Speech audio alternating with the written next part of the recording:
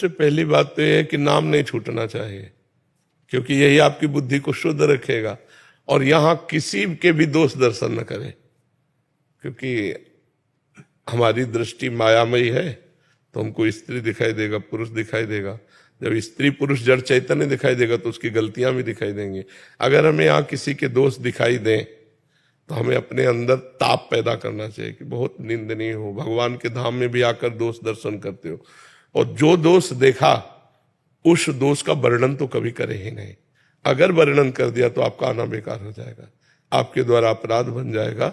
वैष्णव धाम में किसी के भी दोष दर्शन न करना, और दोष दर्शन न कहना, और दोष की बातें न सुनना, ये हम सबसे पहला नियम ले। और दूसरी बात, धाम आदि में है जैसे हम आवे तो हमको जो गृहस्थी के भोग विलासिता है वो नहीं करने चाहिए। अब घर गृहस्थी में तो सब भोगते ही हो, जब धाम आए हो तो ब्रह्मचर्य से रहो, 6 दिन रहो, 2 दिन 4 दिन ब्रह्मचर्य से रहो, और अपने धन की कमाई का ही भोजन पावे, कहीं भी हलवा पूड़ी बटराव ना पावे। अगर अपने पास 100 रुपया है तो हम 10 रुपया के चना गुड़ लेके काम चला लेंगे, लेकिन हम हलवा पूड़ी दूसरे का नहीं पाएंगे, क्योंकि हम धाम आए हैं, हम पुण्य कमाने आए, पुण्य खोने नहीं आए।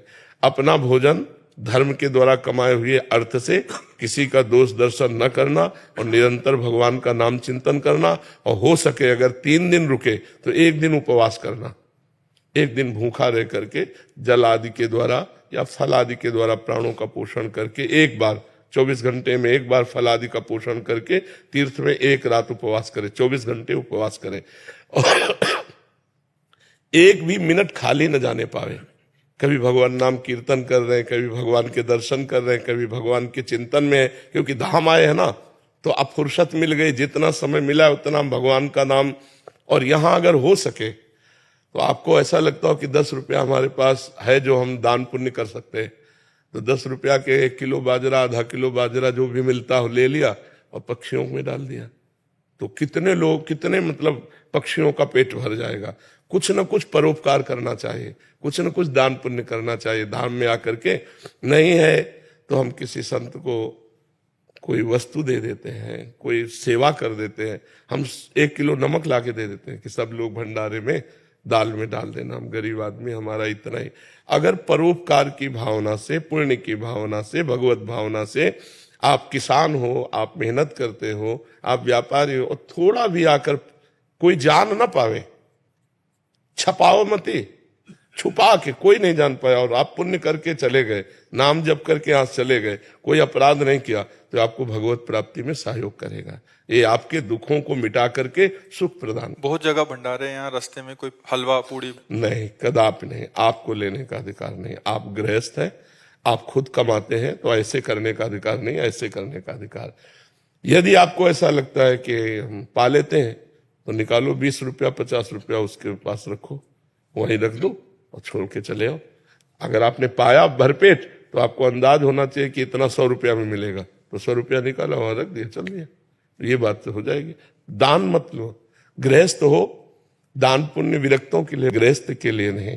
भगवान ने तुम्हें जो दिया है उसी से उतना निर्वाह करो।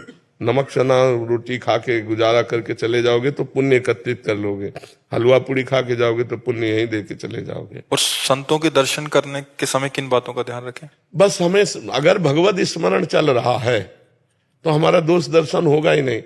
अगर दोष दर्शन नहीं होगा और हमारे अंदर अहंकार नहीं, दैन्य भाव से आए जैसे भी दर्शन कर रहे हैं, तो एक एक कदम यज्ञ के समान होता है। हाँ, संत मिलन को चाहिए तजि माया अभिमान, जीव जीव पग आगे बढ़े कोटिन यज्ञ समान, ऐसा वर्णन किया गया है। तो संत दरस जिम पातक तरह, दर्शन मात्र से पापों का नाश होता है। पर हम संत को भगवान का भाव रखें, मनुष्य ना माने तब। जैसे एक पत्थर है जिसे हम पत्थर मानते हैं, और एक पत्थर है जिसे हम भगवान मानते हैं।